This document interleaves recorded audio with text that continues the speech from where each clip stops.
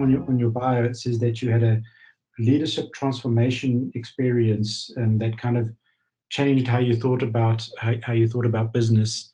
That linking to this America in crisis. Just to sort of paraphrase some of the bylines from your book. What was that leadership transformation, and how does that transform into this crisis that America faces? And I have got a follow-up question to that. So you're referencing my third book, which is The Second Civil War, A Citizen's Guide to Healing Our Fractured Nation.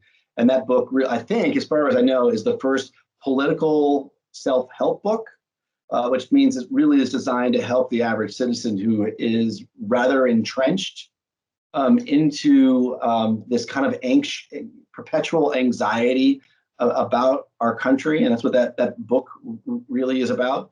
And the transformational experience that I had in that regard that changed the way I thought about that, as I love my father-in-law dearly. He would send out regular political emails, and I replied back to that email, one of his emails, when I was in a moment of extremism, with incredibly hostile, angry, terrible email. And in the moment when I pushed the send button, I thought it was perfectly reasonable.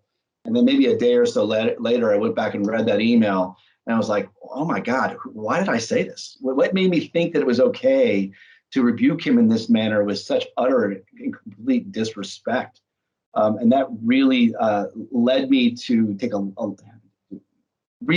understand what our roles are in our political life, what our responsibilities are, because I think by far most of us are largely a victim of this political system right now, rather than being a sovereign and conscious agent.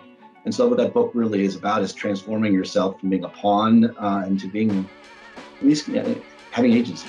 If you are more committed to national unity than partisanship, please check out my book, The Second Civil War, A Citizen's Guide to Healing Our Fractured Nation.